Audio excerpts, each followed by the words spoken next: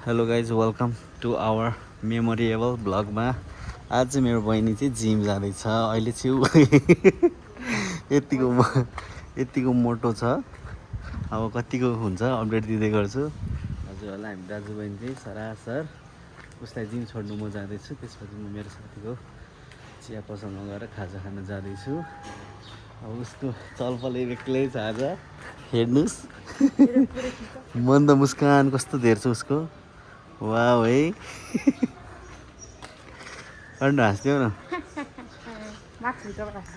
यो चाहिँ हाम्रो एकदमै भ्लग भन्दा एकदम मेमोरीको लागि चाहिँ म प्रायः क्लिपहरू खिचिरहेको हुन्छु होइन। मलाई त्यस्तो स्टार केही बन्नु छैन। ब्लगर एउटा मेमोरीलाई चाहिँ एकदम राम्रो क्याप्चर गर्छु सधैँ म।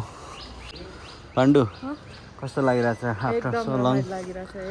अनि खासमा चाहिँ यसले जिम जाने पैसा चाहिँ कसरी निकाल्यो कसरी पाऱ्यो भन्दाखेरि उसको भिएफएक्स गर्ने बेला मलाई पैसा मागेर यति पुग्दैन भनेर जिममा जाने पैसा उसले त्यहाँ निकालेछ। मलाई अलिक धेरै पैसा मागेछ यसले त्यति बेला। एकदम स्याहाल छ यो मान्छे। केही छैन, बहिनीले राम्रो गर्नुपर्छ, त्यही हो। That's it. अब म त एक्सर्साइज गर्नु पनि मिल्दैन अहिले। मेरो बहिनीले गरोस् घटोस् राम्रै होस् होइन। त स्याल होइन क्या बहिनी, त स्यालको बाउ फक्स होस् उयो जस्तै हो क्या। पाण्डु त कति टाइममा त घट्ला जस्तो लाग्छ त आफूलाई? लागिहाल्छ नि 3-4 महिना त। 3-4 महिना लाग्छ भन्नाले 3-4 महिनामा चाहिँ कस्तो चेन्ज आउँछ? चेन्ज त ल्याउनु सकेन, 2 महिना पनि आइन्छ नि। त्यो खालि मोमो चाउमिन खानुपर्छ। तर आजभोलि चाहिँ एकदम कम भएको छ उसको चाहिँ। म चाहिँ छोडेको, मैले मैदाहरू चिसोहरू छोडेको चाहिँ, कोल्ड ड्रिङ्क्सहरू छोडेको 7-8 महिना भयो। म चाहिँ अब लास्ट टाइमलाई हो खाँदिनँ भनेर चाहिँ हिँडेको। हेरौँ कतिको के हुन्छ। लेट्स सी बहिनीको चेन्जेस कति के आउँदो रहेछ होइन। म पनि एकदम ह्याप्पी छु।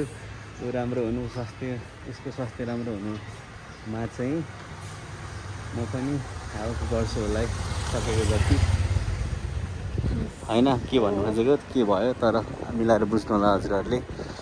अनि यो हामीले भ्लग गर्छौँ नि, के को लागि गर्छ भन्दै त होइन। भोलि पर्सि भदैनीले भन्छ भान्सिनले। खासमा चाहिँ त्यसले यस्तो भक्सोहरू रहेछ, एकोमोडेसन फी तिरेको छैन भनेको रहेछ। त्यसले छैन भन्दैछ ए त्यसले छैन भने सिबी र उयो थिएन अरे क्या। छापेर किन छ त्यहाँ कलेजले नि पठाएको छ गइहाल्नु।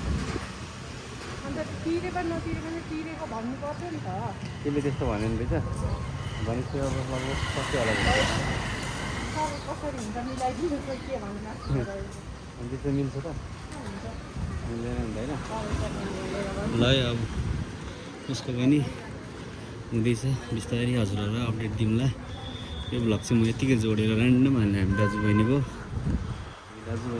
साथ उसको बुढा घरमा जान्छ हामी साथसाथै रहेंगे है। अनि के भन्छ अरे मेरो कपाल चाहिँ एकदम मेसी छ है।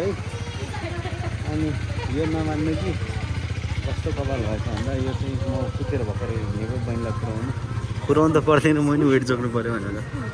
हेर्नु सक्नुहुन्छ यस्तो मजाको छ आजको मौसम नि बहिनी। ल है अब उसको जिम आइपुग्नु लाग्यो। आजको लागि चाहिँ यति नै हाम्रो। यति भएपछि आजको लागि मेमोरी भइहाल्यो होइन। ल guys see you take care. ल धेरै भयो जिम आयो। मैले अघि भ्लग यतिमै इन भनेको थियो हाम्रो जिमरलाई देखाउनुको लागि। बहिनीको जिम पछि चाहिँ हामी त बौद्ध आएको छौँ दाजुबहिनी कुरा हान्नलाई। जस एकदम रमाइलो भइरहेछ। अहिले 11 बज्यो, हामी चाहिँ कुरा हान्दिन्छौँ होइन। अन्डु ठ्याक्कै 11 बज्नु लाग्यो, कति सेकेन्ड मात्रै बाँकी छ। अनि हामी चाहिँ बौद्ध घुम्दैछौँ। 2083 साल आज कति जेठ हो? जुन 4। 2026 को अनि हामी चाहिँ आज बहिनीको ड्रिम पछि यसको एक्सपिरियन्स तेरो एक्सपिरियन्स कस्तो भयो भन्दै त रमाइलो रमाइलो भयो राम्रो भयो हो कस्तो लाइक जिउहरू दुखेको छैन छैन के भन्नु उसको जिउ दुखेको छैन अहिले कुरा गरेर एकदम एक्टिभ भएर जस्तो छ सबै कुरा अब राम्रो हुन्छ बिस्तारै कुरा गर्नुपर्छ है गाइस भन्दै अब आजले चाहिँ गुड नाइट भन्न चाहे यो चाहिँ हाम्रो एकदम एउटा मेमोरीको लागि मात्रै थियो यस्तो अनर्थ कि के भन्छ यस्तो नसोचिदिनु होला थ्याङ्क यू